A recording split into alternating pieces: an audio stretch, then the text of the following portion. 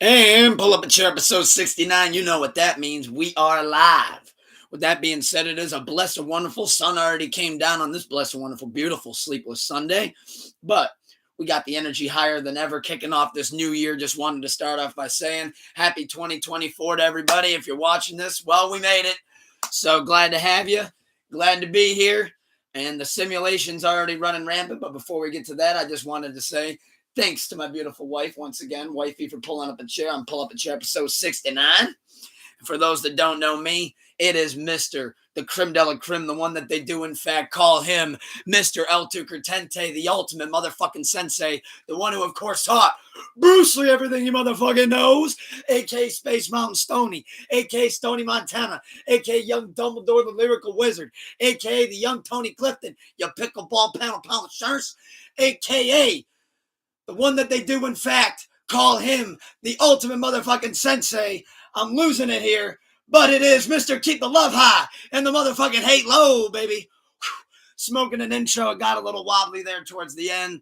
Tony Clifton took my voice out. But with that being said, it is Pull Up and Chair episode 69. And well, like I was starting to say, the simulation is officially running rampant. The bingo card, somebody might already be able to yell bingo. I don't know. If not, maybe they're one off. We're not even a full what? We're full officially today. It's 7 days in, right?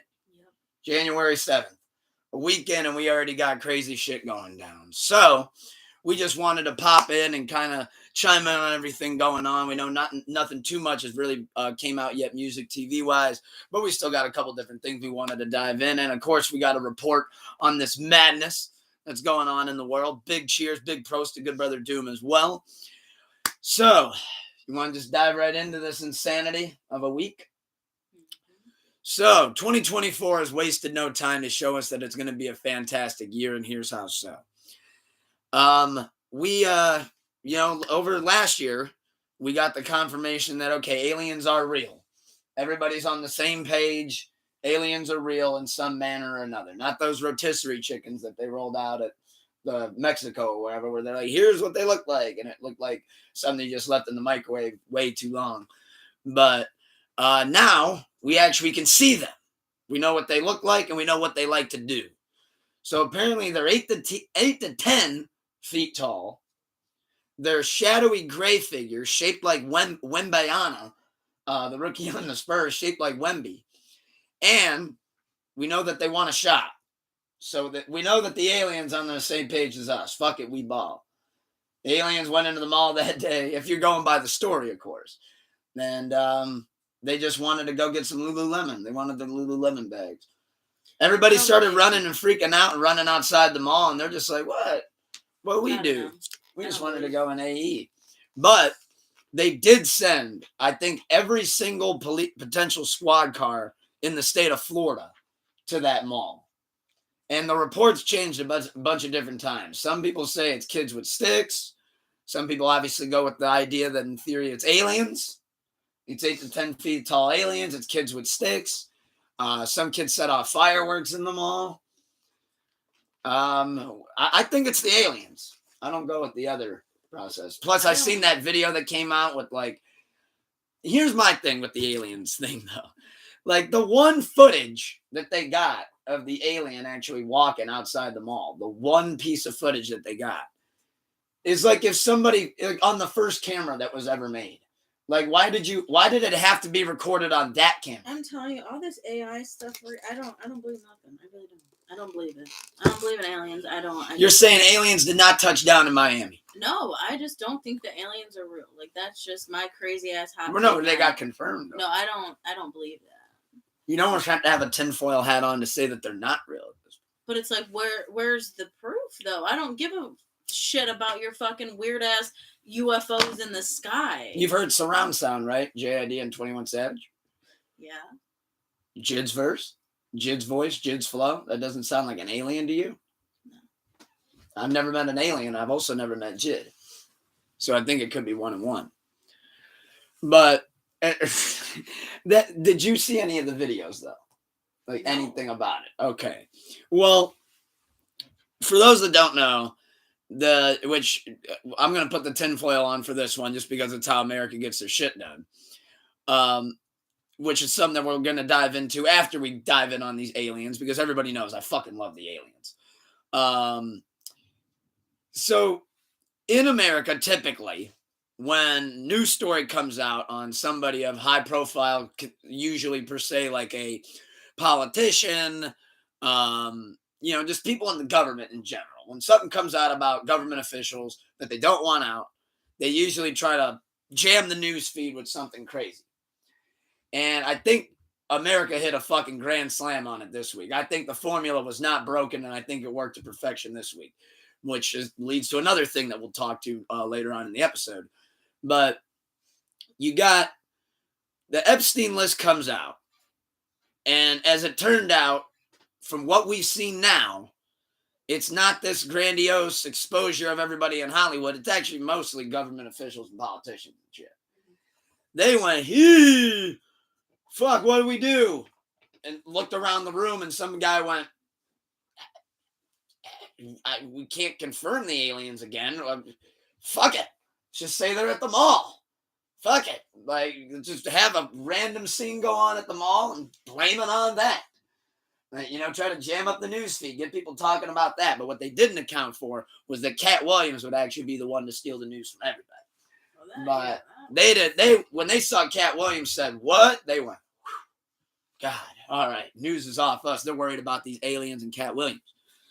But as far as the aliens go, though, I look, in all seriousness, because I'd love to joke about it all day.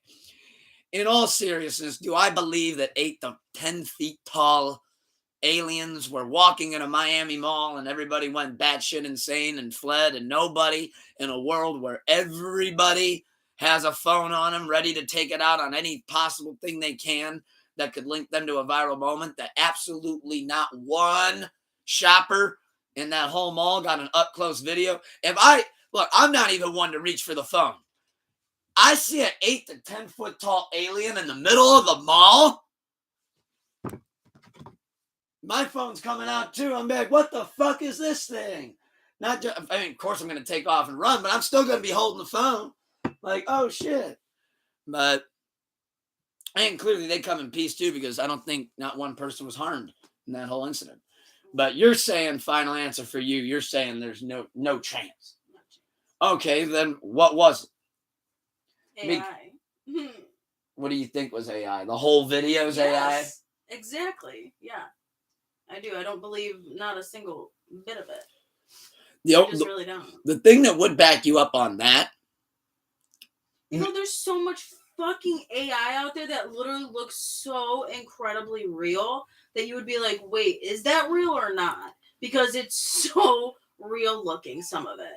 I just really have a hard time believing I will give you that the one thing that I did find a little odd in the video, and I know I brought it up once, but I'm bringing it up again.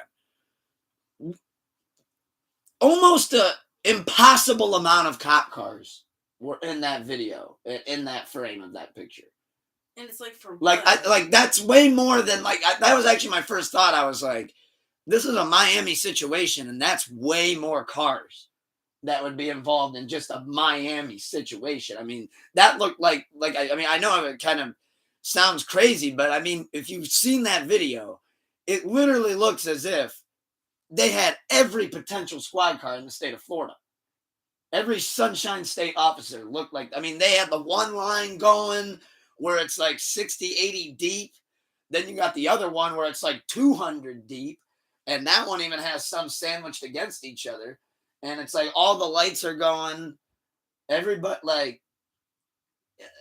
and then the other thing I found crazy about it was, based on where the mall was, as opposed to where the cops were parked, if something was really going down in that mall, I don't really know if they would park a half a mile away.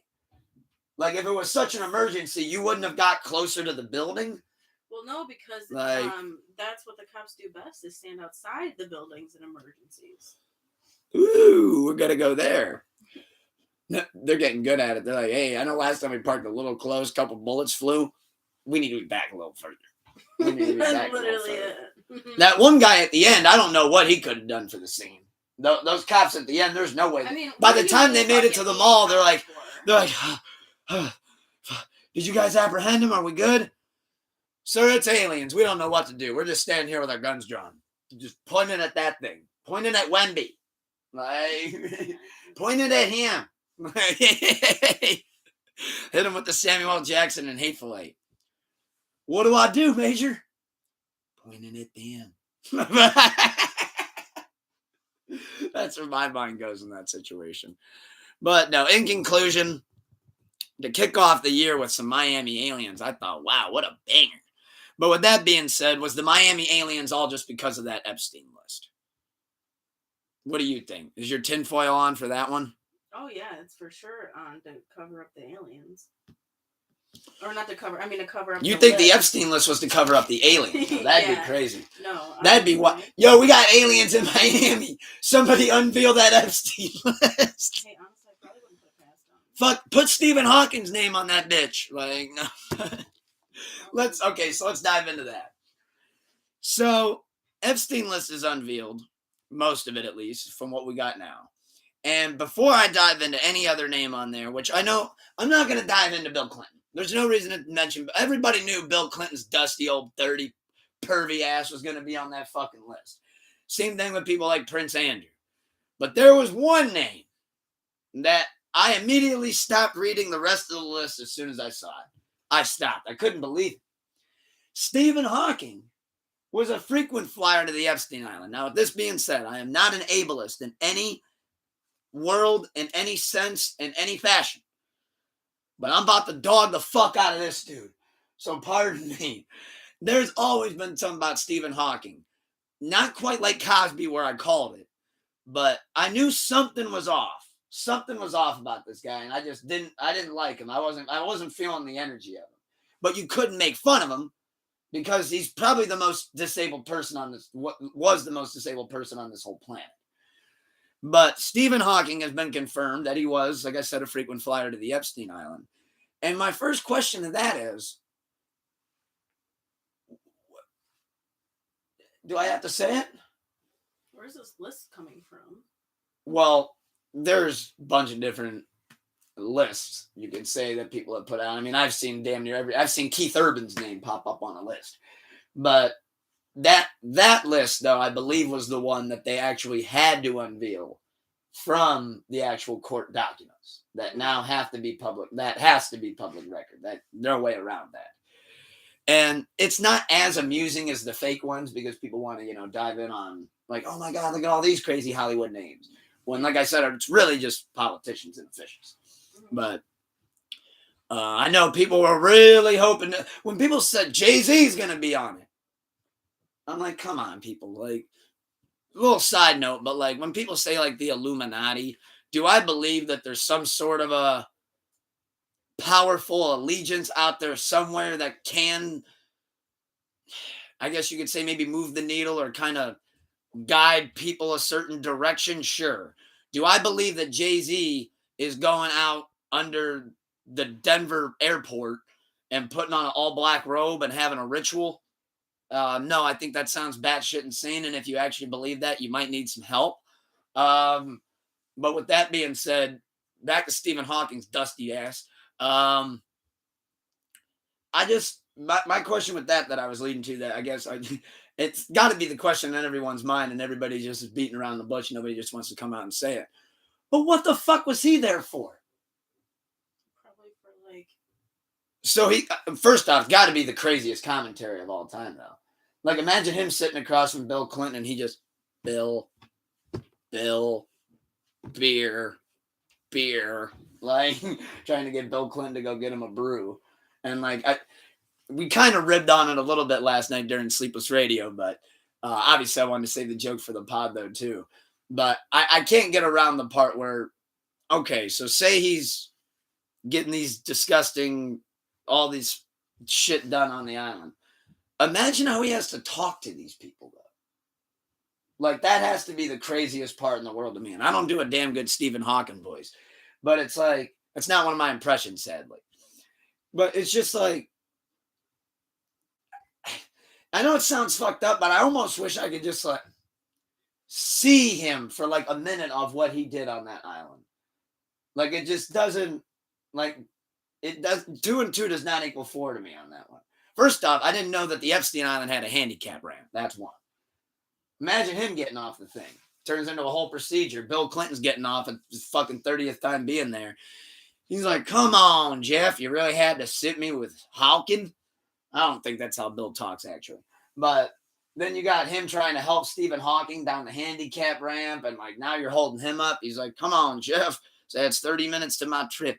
But then you got him, you got Hillary trying to help Stephen Hawking down the fucking ramp. You got to wheel his ass through the sand. Not easy. Sure, that had to be a bitch. Probably had to throw him over the shoulder. Come on, Stephen. Thanks, Bill. As they're fucking walking through the thing. Like, first off, I mean, I remember when we watched that Epstein doc, he was one of those names that I never heard a day in my life. And then it was like out of nowhere, he's in jail. Did Epstein kill himself or did he not? And then ever since then, I think I've seen Jeff Epstein's name every day. Like, I think I've seen it somewhere every day, whether it's a meme, it's people breaking down the case, trying to expose who's on the list. People thought Eminem was on the list. That was another crazy name, I thought. The Tom Hanks one, I kind of had an eye on just because that one looked interesting to me. I don't know why. Because then I imagine him trying to be in like Forrest Gump and Sheriff Woody character, and then it just gets down a rabbit hole for me in my head. But my question, I guess, then for you and for everybody watching is, with the aftermath of the Epstein list, what do you think will come of it all? Well, literally nothing. Anything? No. Bill Clinton gonna see his day? No. You don't think so?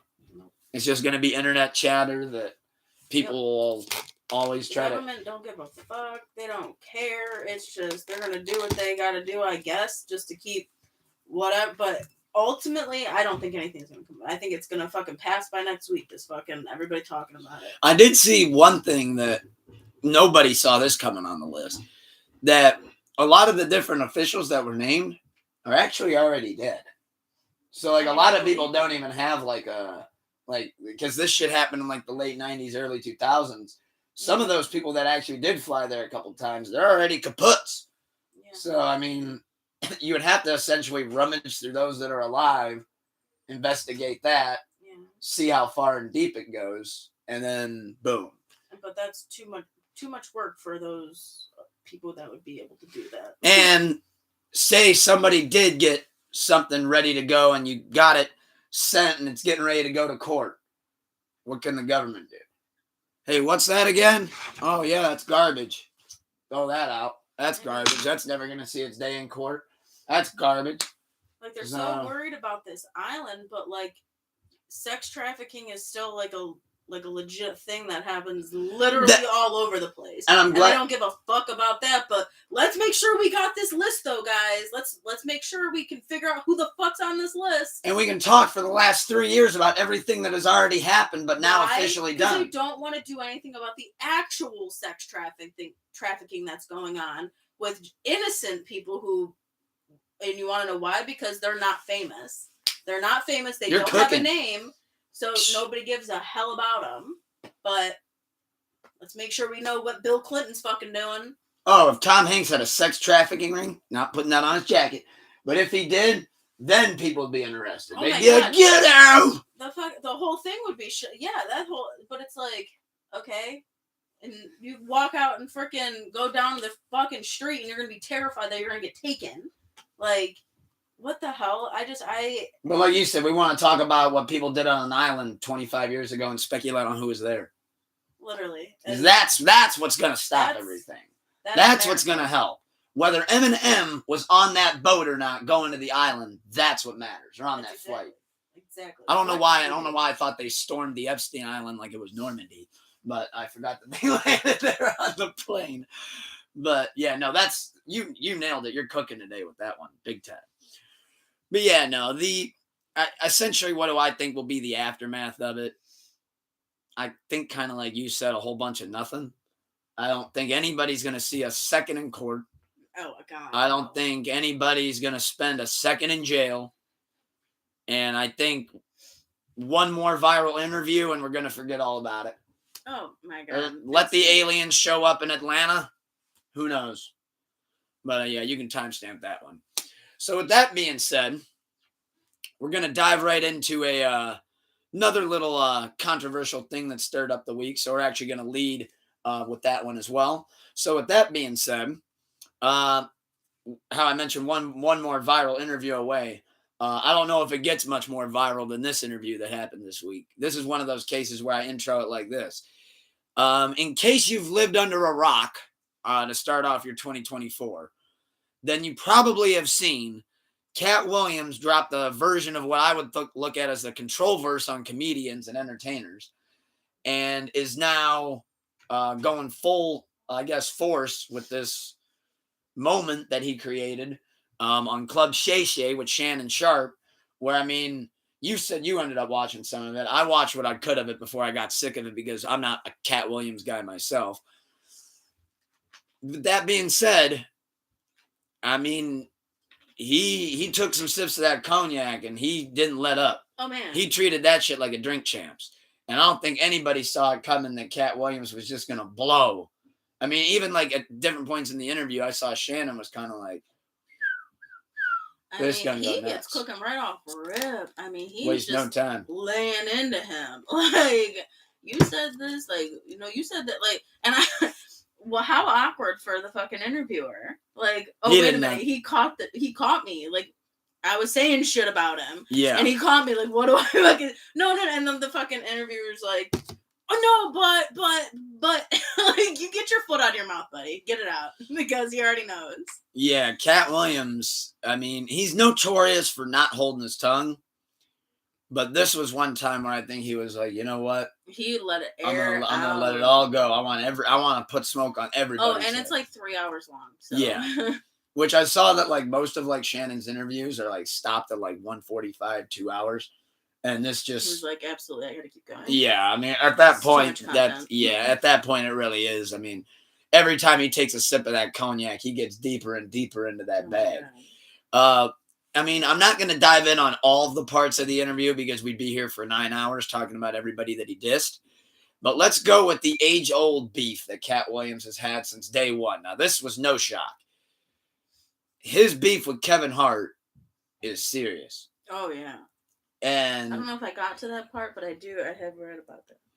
Yeah, so essentially, Katt Williams' whole take on Kevin Hart is, and then I'll dive in on where I think a lot of this hate comes from.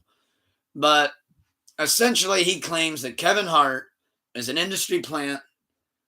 He's not as talented as his success has shown. I did hear that. That he was given that movie role in Soul Plane when there was plenty more of other comedians that were higher up in the stand-up world that he believed deserved that role. He believed that Kevin Hart sucked dick to get that role. That's the word that shit gets a little bit crazy. Which, by the way, we're talking about Soul Plane, which I find that to be like the hilarious thing because like he acted like as if that role was like he got glory. Like, you know, like he acted as if that role was like the Gladiator or something like that. It's like, I mean, he played a goddamn Soul Plane owner. Like, I mean, great. I actually have the movie. I think it's a great movie, but that's a weird role to be jealous of. With that other movie that he was in, what is that? Oh God, I can't remember. Whatever movie he mentions in the very beginning of the interview, the one that he's talking about. Friday After Next. Yeah, he said the same thing, that everybody wanted his part and all this stuff, and they gave his part away and like all this fucking stuff. Now, glad you mentioned that. So we're gonna kind of hop on his different beats. Ice Cube, because in the Katt Williams interview, I think there was some stuff that's true, and I think there was some stuff that was embellished, and I think there was some stuff that was just flat out not true, that came from just a place of hate. And one of the things, though, is Katt was actually right about that. Ice Cube came out and had a whole public it was essentially a 10-minute video that essentially was like, yeah, you nailed it, and I'm sorry. Like, you're right. Okay, you're right. So we did fuck off your role, basically. Okay. Like, because we just thought that working with this guy, we could pay him less, and he could do the role just as good. So so now I'm gonna do is well, he came out and admitted that. Why are you still butthurt over it? And see, that's the thing, because then like Katt Williams, like, even in the aftermath of this interview, when people are coming out and then he's responding to different people, one of the responses was hilarious because somebody said that he was lying about how fast he could run, and he actually could run insanely fast. So he did show that off. That was actually pretty crazy. But then like he got his yes, like sorry, hey. Then he comes out with the paraphrasing here, but it was essentially along the lines of, yeah, it's what I fucking thought. Like, and then proceeds to go off on him again. And like What you are just gaining? said, it's like, you just got the sorry. You're right. You nailed it. Now what? Like, what are you gaining from now this? You're bitter about a movie role that was 25 years ago. Exactly. Like, why are we so we're harboring a lot of hate. I just like, why are we, why? 20 years ago, 25 years ago, why are we so pressed about it? I think it's because Katt Williams, to explain where I think this whole interview came from, it's 25 plus years of piled up hate that you've only let come out in spurts. And this was the perfect platform where you got Shannon Sharpe a year in, still trying to grow his platform. He's going to let you get your shit off because he almost, like you said, he needs the content. And he realizes, okay, this is going to be the perfect time to let loose and stir some shit up. Beginning of the year, while everything's still a little bit down, let's boom it. And I think at the end of the day, he wishes that he had more recognition for his skill, and he wished that he was respected as being better than, as you can tell, 95% of these guys. And because he doesn't have that Kevin Hart success, I firmly believe that eats that man alive. Yeah. I firmly believe it eats the man alive. Is he mad because he kind of like did a little like, is and that he's always going to have his cult following. He's always going to have his devoted fans. But I think here's the other thing with Katt. He looks at Kevin Hart, and when he hears da da da da #1 at the box office, I firmly believe he's somewhere, and he goes, "Fuck him."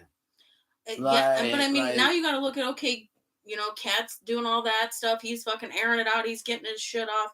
But it's like you look at people who are like my mom, who's been a fan of him for over 20 years, and now literally doesn't even want to watch anything because now her vibe and image of him is now tainted because he was just bashing on everybody and going in on people, whether it was true, not, yes, no. You still like, it's just, you still have your fans though, like that are like your base fans. Pissed them off. And that, yeah, exactly. That's right. Like you just pissed everybody who was your following and did love you. Now you just pissed them all off, and now you're not going to have anybody. Like, what are we doing? And at one point, it starts to come across, especially in his interview, of like, I almost want to say it comes across as like, trying to find the right words for it. Almost like, here's the words. When you're trying to almost say like, I don't get enough love. I don't get enough love. They don't appreciate me enough. They don't appreciate me enough. I'm underrated. I'm overlooked. Da da da da. It starts coming across like, okay, dude, like we're still rocking with you. Like you, at some point you're making yourself come off like you're trying to sound almost like you're a failure. Exactly. Like oh, like I still got this, and it's like, dude, you have, you said, iconic specials with fans that love you.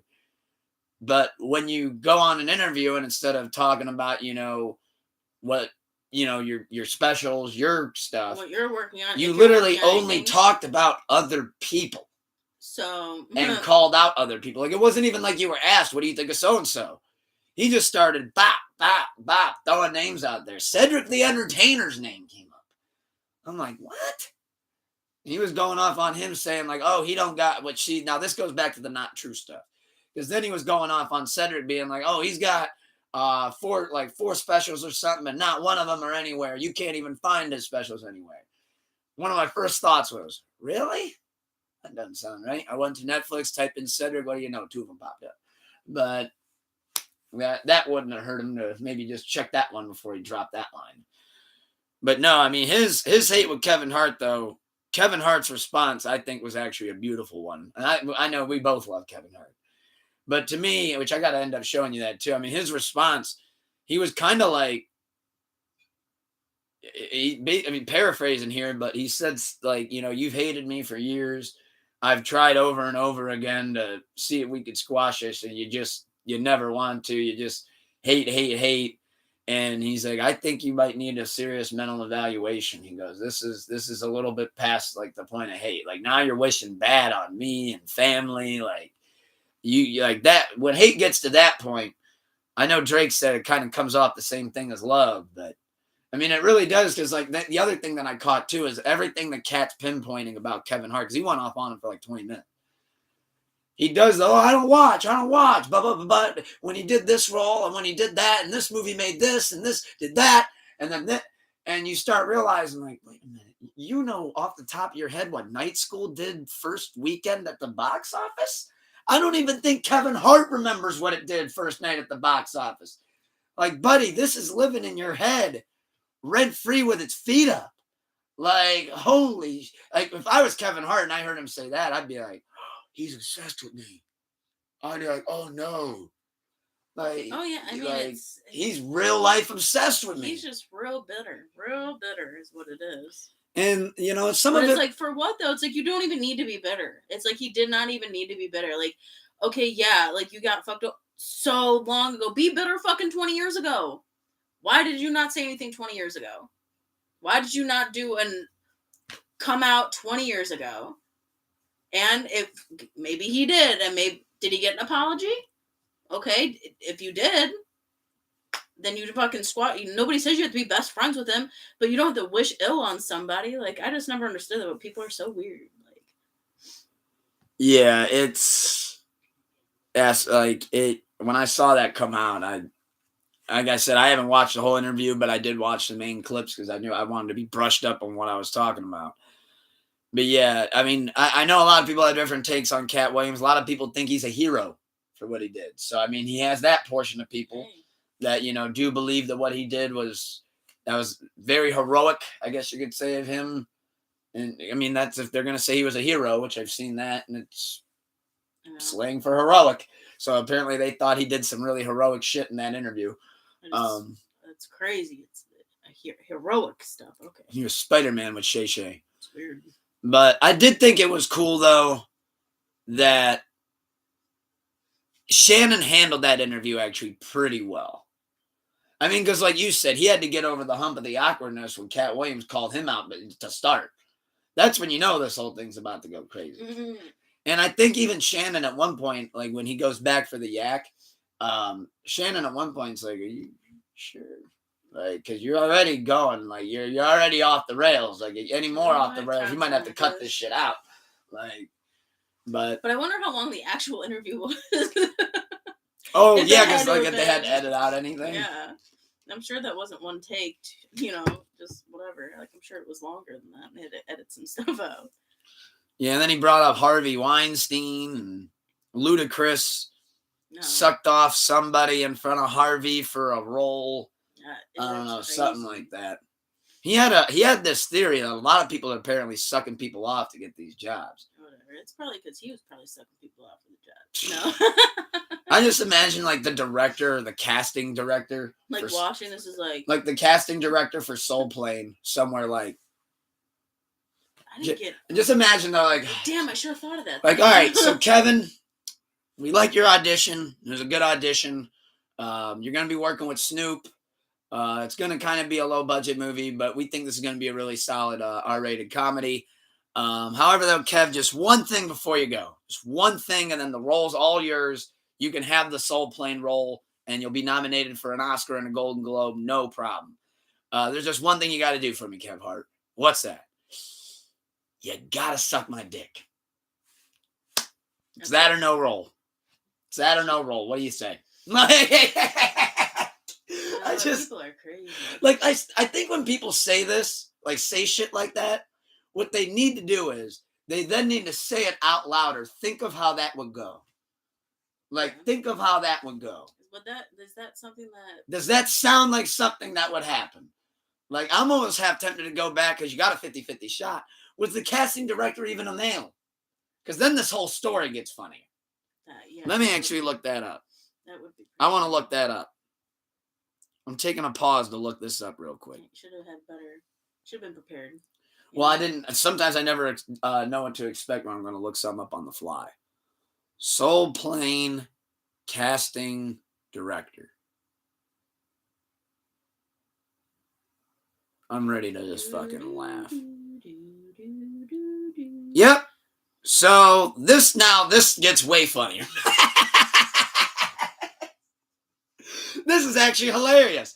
So he said that Kevin Hart had to suck dick to get that role in Soul Plane, right? Well, now I don't know who brought the strap, but we got a three-way tie for who potentially had this strap on. We got Georgine Walken, we got Sheila Jaffe, and Ulysses Terrell. One of those three had the strap on, and Kevin Hart had to suck it to get that role, to get the Soul Plane role. Like, I think people are forgetting about that. To get the role in Soul Plane that had 40 minutes of screen time tops. Like, maybe 45. But like, all right, that whole thing gets funnier now. See, like, that goes back to the Cedric the Entertainer thing. Like, it took me 20 seconds to look that up. Like, you should have been more prepared if you're about to put sucking dick on someone's jacket. Jesus Christ. But you can timestamp that. I'm tired of talking about Katt Williams. But with that being said, before we close out on TV and movies, I did want to kind of talk a little bit briefly about our exchange haul that we did when we went to the exchange last week. We picked up a handful of movies. Well, I think it was 5, right? 5 or 6. Well, let's run them down. Let's run them down. We got Rob Zombie 31 to add to my Rob Zombie collection, which is essentially briefly, I'll just give brief synopsises. Which 31, for those that haven't seen it, it's a Rob Zombie movie, so of course it's over the top, blood and guts, horror movie. The objective of that movie is that these 5 carnival workers are held in this abandoned building, I guess you could say, and they're forced to play a game kind of like Saw, where you got the whole building to run around in, you have different weapons and shit you can find. But for the entire next 31 hours, we will be sending out serial killer by serial killer who all kill people in a bunch of different ways. And for 31 hours, no cops can get involved and they legally can do this game. Super fucked up. But I love that movie. So that was the first one we got. We got a classic, I think, with we got Denzel Washington in Flight, where essentially he's the drunk Sully, and he lands. Essentially, he has to land the plane. A couple people end up dead. He was drinking at the time. Turns out to be He didn't emergency land the plane. He literally crashed it. He emergency landed the plane. He did not. Did they say Sully crashed into the Hudson? No. He landed like literally nothing was wrong with the plane. Yeah, well, he didn't have fucking 3 vodka shooters and a whole fucking orange juice thing of mixed vodka, now did he? Because that plane would have probably had Don't you compare that son of a bitch to Sully. He said, "Hey, Sully, hold my beer." Literally. No, fuck that guy. I don't like him. I don't like that pilot. I wonder if they ever got the pilot together. That would have been fun. Him and Sully Sullenberger. Sully, the most straight and narrow guy, literally was like, "I haven't had a drink in over 20 years." Denzel's like, 20 years? I haven't had a drink in 20 minutes. Go get me one. Like, what the fuck do you mean? But no, I love that movie. That's a 5-star classic. Great soundtrack too, as well. We got Jackass 3D unrated, and actually, can you grab that real quick? Those glasses. And we got Jackass 3, who actually came with some props. I'm gonna wear these for the remainder of the episode. You're not. And we got these Jackass 3D glasses. Who knows? Maybe it might be part of a future giveaway. Who remembers those from fucking 15 years ago? Yeah, well, look at them. They're like paper little mache cardboard little things. They're like the OG ones that you got when you saw Spy Kids 3. Like that's a core memory. That's a core memory. You act like they're 50 years old. They're not that old. Kind of a little bit. They're really not. Jackass 3 came out over 10 years ago, honey. You're tripping. Okay, it's oh my god, whole 10 years. Tripping. But Jackass Forever came out. We got that one. So now we just need 1 and 2 to complete our collection on that.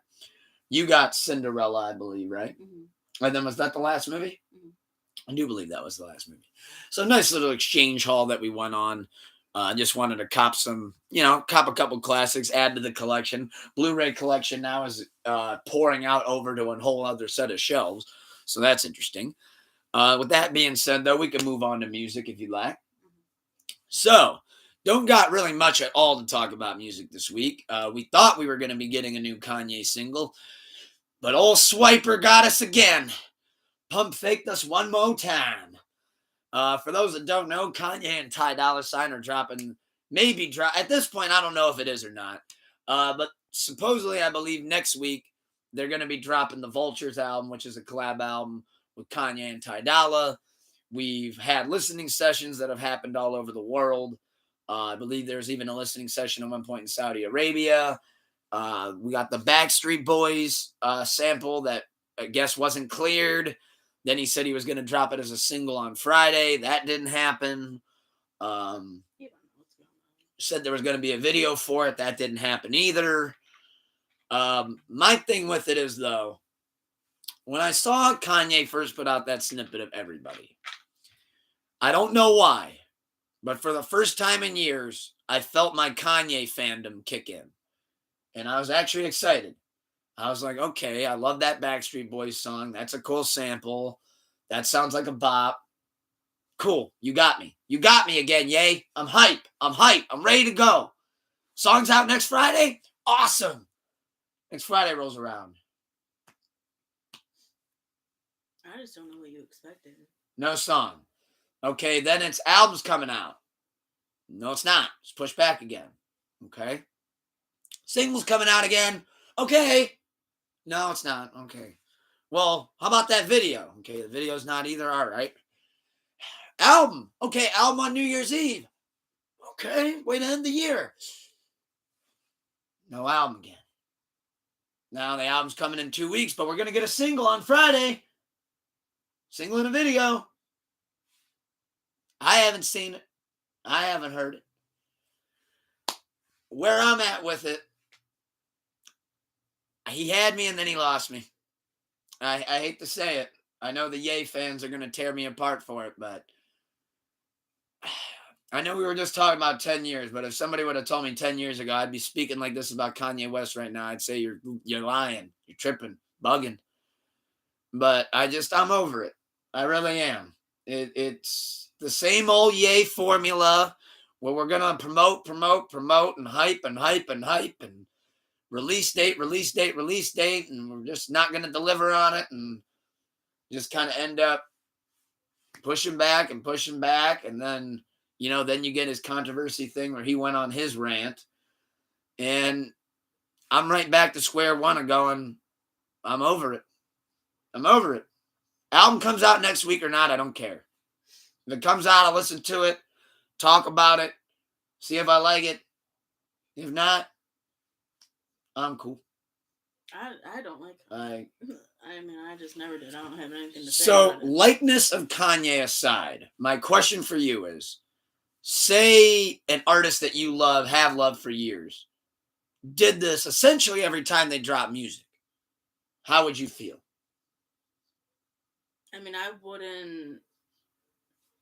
probably wouldn't be a supporter anymore, honestly. Like, that's just... It'd make you completely lose support. That's just me personally. Like, I don't like artists that are like that. Like, I don't like artists that take their fans for granted and I don't like artists that don't give a fuck about their fans, which is the reason why you're in the position that you are, is because of your fans.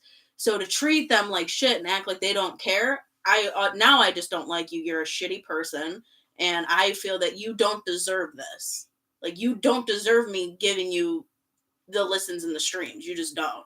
So, and that's just how I feel about Kanye. Any artist that would do that. And not specifically Kanye, but any artist that would do that. If, Scotty McCreery started doing that, or Morgan Wallen started doing that. Yeah, like every time they go to drop music, you're like, okay, we're getting a new album next Friday.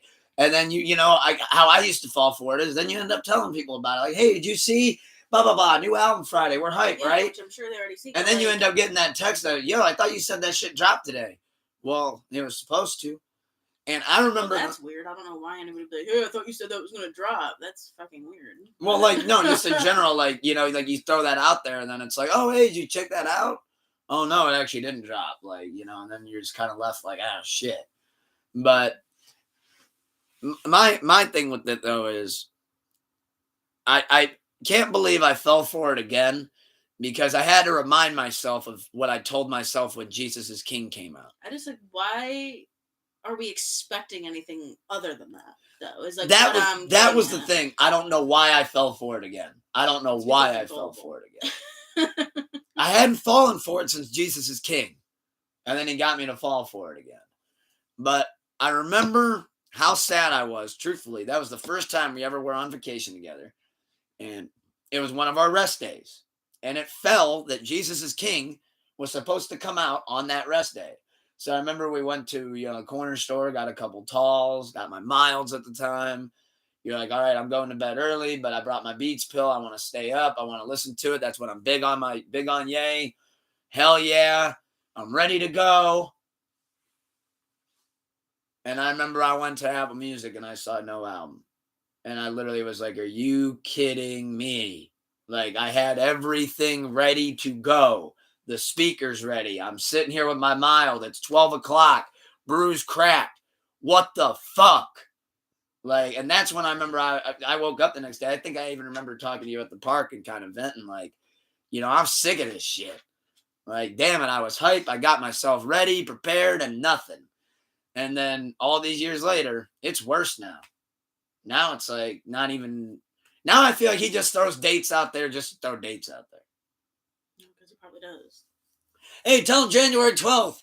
Well, we only have 2 songs mixed. Fuck it. Tell him January 12th. When January 12th rolls around, I'll tell him January 25th. Just like, tell him the 24th. I don't know. Try something. But, yeah, overall, though, I think I'm just over it as far as it goes. If it drops, it drops. If it don't, it don't. The only person I feel bad for in this whole situation is Ty Dolla $ign because, damn it, he deserves better. But with that being said, we can move on. Move on to a little bit of the realm of the world of pro wrestling, which went crazy this week, and they had an amazing viral moment of their own, with The Rock returning on Raw, garnering 171 million views already across WWE social media. So with that being said, The Rock has returned. People can smell what The Rock's cooking. He cut a great promo, and right at the end of the promo, called out the head of the table, Roman Reigns, the tribal chief. Which we all have been calling for a year now, so. Yeah, I know. Every single pay-per-view, I think everybody over here got sick of it when I would just fucking go off and just go in. But my question with it is,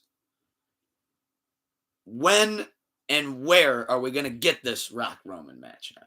Because it's happening. He wouldn't call out Roman, and they wouldn't have him say that. I'm going to most likely say WrestleMania, because where else would he pop up at? Perth, Australia. I actually think that match might happen at the Chamber now. Really? Yeah, and I know everybody immediately went to Mania. And I looked at it this way. I'm going to get in my stand-em here. Rocket Mania, I can't believe I'm saying it. It just don't make sense. And what I mean by it just doesn't make sense is, so say you want to put the belt on Cody. Say you want Roman to lose to The Rock. Well, obviously Roman can't lose both WrestleMania matches. So now he'd have to win one of them. If he faces The Rock on night 1, well, then The Rock could be like, oh, well, I weakened him for you, and then it kind of made Cody look bad because, yeah, he beat Roman Reigns, but he beat up Roman Reigns. If Cody wrestles him first, takes the belt off of him, well, then the very next night, Rock and Roman at Mania. Yeah, I don't even think Cody's gonna fight Roman. I just don't. I think they're gonna get the belt off Roman, and then Cody's gonna fight and get the belt off of whoever that is. How are they gonna have Cody fight him, lose like twice, and then you're gonna have him win all of a sudden? That makes no sense to me. That doesn't make any sense to me. Okay, well, you had that whole thing, that whole huge thing, a whole fucking storyline lasted weeks. Lost, bam, lost. Oh shit, okay. Oh, you're gonna do it again? I think that there's still a feud there. And I think they've tried to keep it alive. Like, even when, like... I don't think it's alive. Even when they passed each other on the ramp, like, a couple months ago. Cody looks at Roman, and, like, when they look at each other, even just in the eyes, the whole crowd realizes, like Cody is our like, the baby face of all baby faces right now. Yeah. But Roman's, like, the final boss heel. Like, Cody's beaten everybody, but he hasn't got that Roman win yet. He hasn't got that title but yet. It's like, why would they do all He hasn't that? been able to finish the story yet. I know, but that shit's stupid. Why would they do all that? Really build the match. Okay, well then... I mean, remember, I once saw The Undertaker have a 4-year-long feud with Shawn Michaels and Triple H. It's like, some of this shit, like, make it make sense, WWE. Like, that's where I want it. Like, make it make sense. Like, how are you literally not even going to be 6 months ago fucking have Roman fucking beat the fuck out of him, then have fucking Brock beat the fuck, and now he's just gonna win. But see, Cody beat Brock at SummerSlam. Cody beat him. Yeah, he got his ass kicked, but then he eventually bounced back and he beat him. Okay. I think that's kind of like the story that they want to go. Where Cena, the difference between, like, Cena during his iconic babyface run, Cena was just, I'm a bulldoze through every match. We'll go a little while, but I'm going to win every single match. Where the Cody babyface is like, we're going to show him get the shit and piss beat out of him. But then we're going to show him battle back, and he's resilient, and he's going to get back at him, and he deserves the rematch, and he's getting back at him. And he did get screwed in that match with Roman. I mean, he literally had help from the Bloodline, and he had help from Solo. And that's why, like, how is that going to make sense, though, then? He doesn't have the Bloodline to worry about now. And I feel like the angle that they want to go with Cody would be whoever ends up facing Solo at WrestleMania, because I don't think they're just going to leave him off the card. It could turn into, like, hey, Cody, we're just letting you know, for the first time ever, the final boss, he has no defense. He has no defense mechanisms. He doesn't have Jimmy. He doesn't have Jay. He doesn't have Solo. It's just him out there alone. If you're going to get him, Cody, now's the time. Like, I think that could be when he wins. Then what are they going to do with The Rock, then? I think The Rock and Roman face at Perth, Australia. I think they face off in Australia. And then what, Rock loses? Like, when does that one happen? Does that happen before or after WrestleMania? I don't know. That's Elimination Chamber, so that happens before WrestleMania. I think...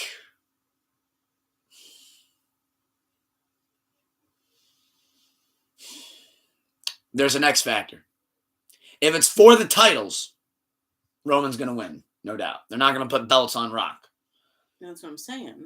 If it's not for the title and it's a one-off, Roman. Roman wins. If it's a one-off, no title. For the title, Roman wins.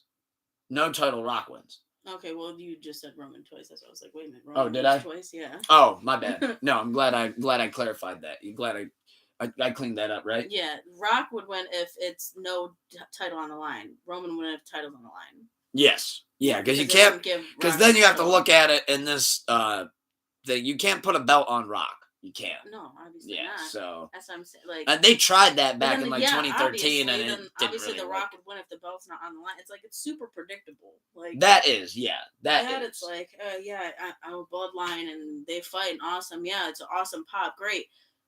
It's so fucking predictable. Like, I just, oh my god. It's like, you're gonna know, obviously Roman's not gonna fucking lose. Like, however, though, the only other catch is to The Rock winning, even if the belt's not on the line. The only thing that makes me a little bit about that is then you'd be saying that he would be only the second person to pin Roman Reigns in like 4 years. And then what? Cody's going to turn around and do it again? That's what I'm saying. The next month? That's literally what I'm saying. That's what I'm saying. That's my whole point of this entire thing. How is that going to work? And nobody, and like the wall not fucking being broken down completely and shattered into 5 million pieces. Yeah. I think somebody else is going to take that belt off Roman and Cody will win it that way. I can't see Cody taking that belt from Roman right now. I mean, even within the next fucking 5 months, I don't see it. I don't see it. That would be one hell. And look, I'm trying to go to bat for him finishing that story. I mean, trust me, I fucking wanted Cody to win the first time. Oh my God. I mean, of course. I love Cody still, but then you have to go with he has to win the Rumble. He has to win the Rumble. There's just so many factors that go into this, which, hey, Triple H is doing a crazy job, so who knows what the fuck he's going to come up with. A crazy good or a crazy bad? I lean towards, I think it's great. I mean, it's definitely better than Vince, for sure. I mean, there's a couple things that I'm like, well, but, not everything's going to be 100% perfect. So, but the majority of the show I do like a lot better with Triple H, in charge, but... Yeah, I'm just curious on. I'll leave it off. I'm just curious in seeing how they're gonna finish this because I just don't see it being as big. Like I just don't know how they're gonna make it as big of a deal as it was just a few months ago, over the summer or whenever the fuck it was. Well, last spring. Yeah. When they still kind of had that feud cooking out. I want to blow ciggy smoke in your face there, sweet. But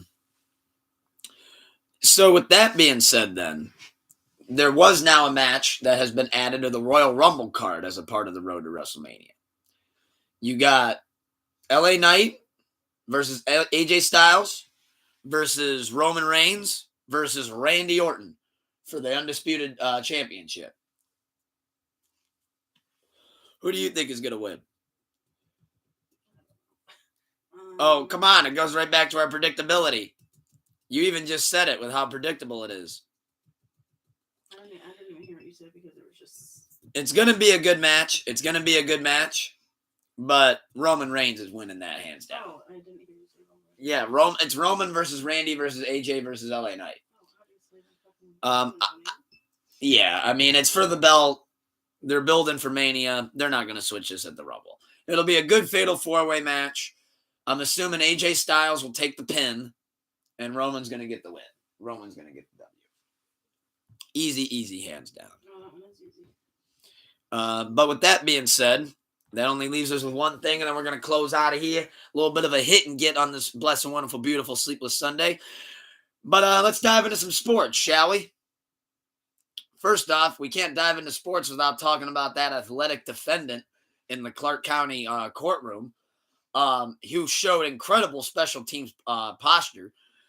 So for those that don't know, before we dive into the actual games and actual football and actual sports, I feel like we had to mention another viral moment that happened this past week with that guy in the courtroom doing the fucking Lambeau leap on the judge.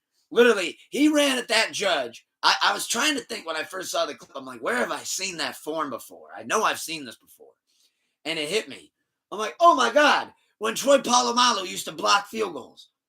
That literally looked just like it, where he do that thing where he takes off, runs over the line, jumps the line, and just, which that jump was crazy. I thought for a minute, was that a wrestler? Because the way he ran at it, he kind of like jumped over the podium, which, by the way, thought that was dope that he completely cleared that podium. I mean, he didn't even catch a toe on that bitch. He cleared that motherfucker. Boom, spot on. But I'm talking about the cross-body thing where he's kind of like, first off, that line's hilarious where he goes, bitch! Ah! And he cross-bodies the bitch right over the thing. And then he jumps on. To get his fucking sentence lessened. Yeah, literally his probation. Battery charge. Probation got denied. Like. Probation got denied and he said, fuck it, I'm adding some years onto this shit. It's like, oh, okay, great. So now fucking, well, the judge was able to walk away with like very minor injuries, hit her head. One of the fucking guards was taken to the hospital with a gash on his forehead. I saw that. The other one had his shoulder or something dislocated. And then I couldn't remember what happened to the other one, but they said that they're now going to take precautions to increase security and by like where the judge is. I don't know. I don't know what you'd have to do to stop somebody like that from jumping across. I mean, well, not even that, but if there were officers closer to the judge chamber area, I don't know what that's specifically called, but like she wouldn't have got punches thrown on her. Like, you know what I mean? He got his shit off too before even the first set of arms touched his body. He assaulted her multiple times. He got a good 5 or 6 off, plus the cross body. But if there were officers standing closer to the podium or wherever the fuck or whatever, or in front of wherever the judge is sitting, then that most likely would not have happened, because they would have had enough time to intervene before he would have even cleared that thing. If they were standing like in front of it, like on either side, you know what I mean? Like, which some courtrooms have that, I think. Like, they stand right, on the edges of the stand. I don't know. He turned that shit into a wrestling ring. He hit the 5-star frog splash in midair. Talk about intrusive thoughts, because what in the fuck? Yeah, and you have to be fast. Like, he was lightning quick. He was probably in fucking shock, so they're probably like, no way is this happening. So it's like delayed reactions. He could have had an open tryout for the Pistons. That dude was an athlete. Dude, do the fucking high jump and track. Something. He had to have done something. That podium sits high up. As somebody that stood in front of one, knowing that he cleared that bitch. I mean, that's why if you go back and watch it, I don't think the judge expected that. Oh, absolutely. She was just like, wait, what? Yeah, like the judge realized, like, okay, he's coming at me. I'm concerned. But he still has to come around. And there's people right here. Yeah. Like, no, I think I'm good. I don't have time. And you could even tell, because it looked like he was maybe going to cut to the right. So that's why she kind of leaned, because he was going to come like this angle, it looked like. So she was kind of like already out of her seat. Like, okay, which way are you going? Because if you're coming this way, obviously I'm just going to go this way. Security's going to come up, meet you halfway, and I'm untouched. I'm good. She doesn't get that concerned look on his face until she realizes he's not turning. What? And then all of a sudden you just see that's when you see the look on her face go to, holy shit, he's Rey Mysterio. Then, holy shit, he just cleared it. Like, and that's when she just fucking loses her mind. But I'm pretty sure, though, if that was a field goal, he would have had that shit blocked. He would have made it right past that center. Boom. Got right there to it. Right there on it. But you can timestamp that, because I'm about to get us out of here on this one. So, speaking of a little bit of football, I know I mentioned Lambeau leaps. Mentioned a little bit of Troy Polamalu. Well, I am in the playoff spirit. And oddly enough, both of those teams have a chance. One of them already, the Pittsburgh Steelers, is now confirmed to have a playoff spot. And the Green Bay Packers are still fighting for theirs. So with that being said, I got the brackets pulled up. We'll give some predictions. Then we'll get out of here and we'll hit the old skeet and skedaddle. So with that being said, let's see. What do we got here? We got, as it stands now, in the NFC side. So we're going to start off with the NFC side of things. We got the San Francisco 49ers first seed. We got the Detroit Lions just secured the second seed with 12-5. You got Dallas with the third seed, 11-6. They're playing right now against Giants. And last time I checked, Giants were up 17-0. So their seed could still be a little bit in the balance. You got the fourth seed Atlanta Falcons, 8th and 9th. So actually, I think they just got kicked out today. So let me make sure I'm reading the right thing here. Yeah, they got kicked out because the Saints won that game. So now I believe if the Packers and the Seahawks lose, the Chiefs keep their playoff spot, I believe is how that goes. Then you got the 5th seed Philadelphia Eagles. You got, which actually I know I said Dallas was losing to the Giants. That's not true. They're playing the Commanders. The Philadelphia Eagles were losing 17-0 to the Giants. Then you got the Los Angeles Rams, the 6th seed. Then you got the 7th seed Seattle Seahawks. I believe, though, the Rams got themselves, or maybe they're fighting for contention here still. Maybe, possibly. I'd have to. I'm going to need that one fact checked, I think. I know here we got a couple different scenarios, NFC playoff scenarios. Packers are in with a win if they get theirs. Seahawks are in with a win and Packers loss. Saints are in if Packers and Seahawks lose. So we'll see if the Saints can hold their spot. However, though, I do think the Packers game is going to be the one to throw them off. I think the Packers will beat the Bears. And you can never count out those damn Pete Carroll's Seahawks either. But I think that'll be interesting. As far as the NFC goes, just looking at it, though, I'm going to go with, obviously, I think San Francisco could be the Super Bowl push. If not, I think the Lions. I wouldn't mind seeing the Lions get to that Super Bowl. That'd be a huge fucking moment. I know good brother Doomer would love that. But I do think the game that it'll end up potentially coming down to, depending on how the seeding falls, would be San Francisco versus Detroit in the NFC Championship. And that would be a slugfest of a game. San Fran defense would really have to show out, but you can't count out those Lions boys either. And then I feel like for all the other wild card teams, it's like they're good, but I just don't know if I'm ready to put stock in any of them. Certainly not the Cowboys. The Eagles seem to be falling apart too as well. So yeah, I'm thinking San Fran and Detroit are the two teams to watch out for NFC. Then you got the AFC playoff teams. This one's crazy. You got Baltimore Ravens securing their first round bye. You got Miami, who's 11-5. Second seed, you got Kansas City, 10-6. You got Houston Texans, 10-7. They were able to limp in. You got Cleveland, 4 straight wins, which that ended today with the loss to the Bengals, but we didn't have anybody playing. Then you got Buffalo, 10-6. I believe they're fighting the Dolphins on which seed right now, I believe. Then you got the Pittsburgh Steelers, who, because Jacksonville lost and Tennessee got the W, they were able to limp in. AFC, I think, is a little bit more harder to determine than the NFC. But to get you involved on this one, because you've grown up with this team too, and your Padrino's just as much, if not more, of a Browns fan than my Padrino. So with that being said, how far realistically do you think the Browns will go in the playoffs? I asked you that question last week. I don't know. I don't know. I don't know. I don't know. I actually forgot that slipped my mind that you asked me that last week. I have no idea. I don't know. I don't know football. I don't know. I don't know the stipulations. I don't really know. I mean, if they don't have any, if they're playing like fucking today, then absolutely not. They're not making. We didn't have any of our guys, so that's. No, I know that. So I'm saying, like, if they're not going to put nobody in, then are they just doing it because it was like? They were just doing it because that was the last game of the season. Okay. Well, they just didn't want anybody else to get hurt. Then let's fucking hope that we're good with those players.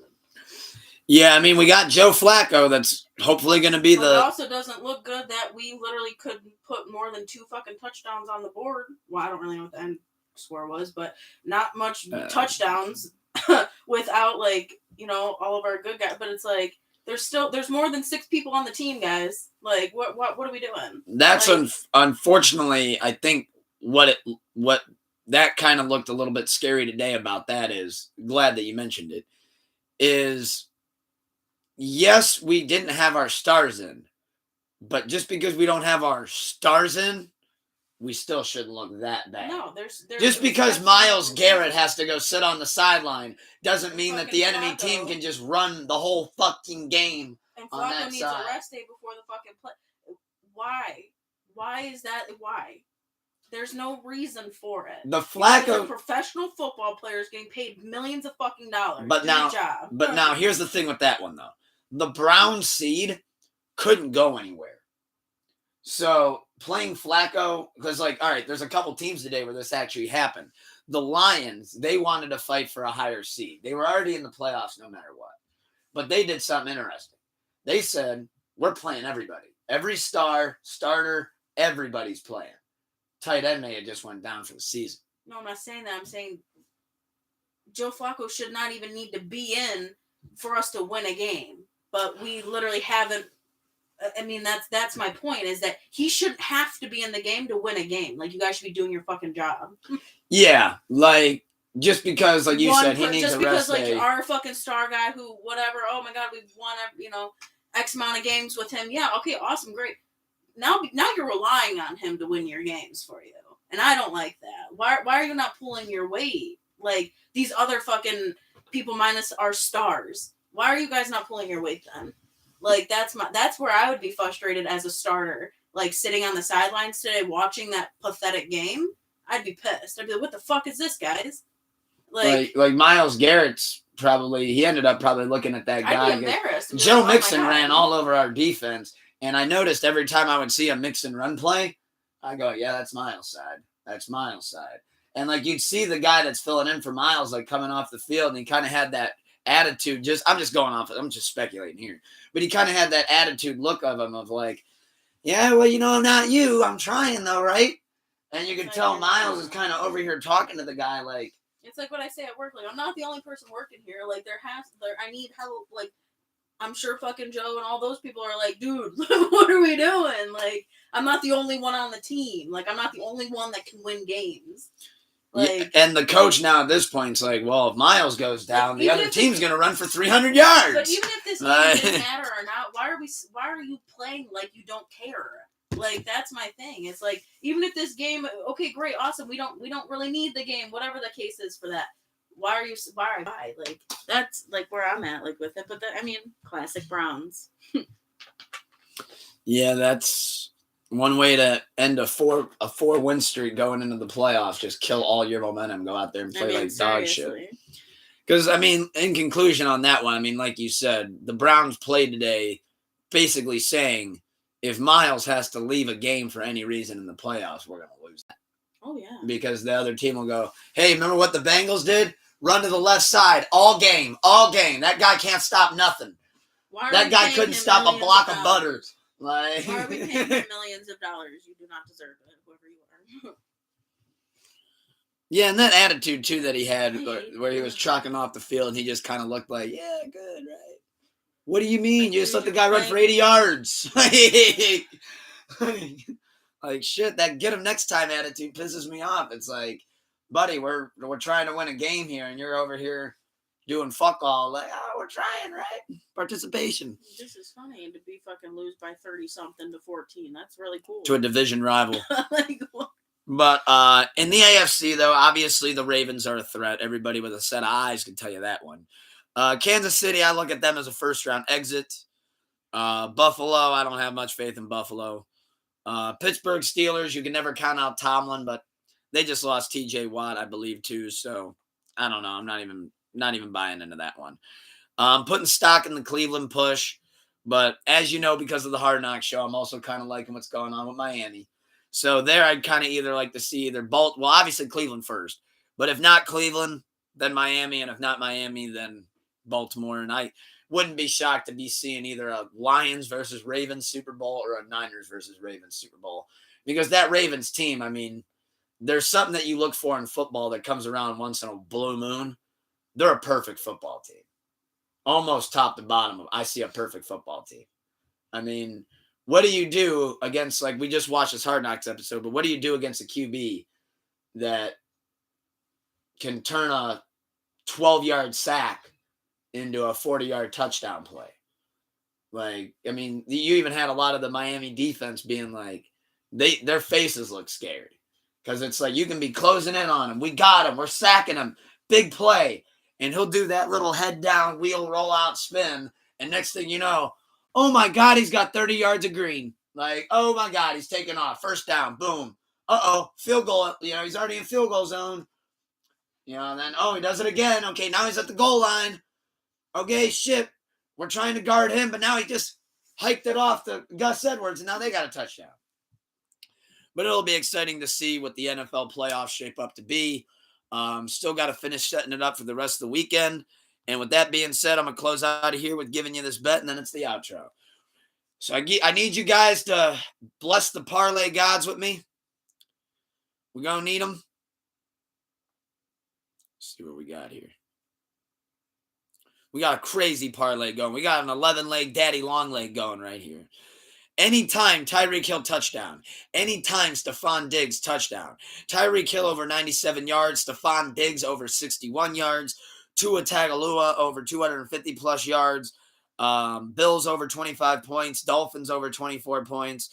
Tua over 2 touchdowns. Josh Allen, 2 touchdowns. Stephon Diggs, 6 receptions. Tyreek Hill, 7 receptions. And Dalton Kincaid, 25-plus yards.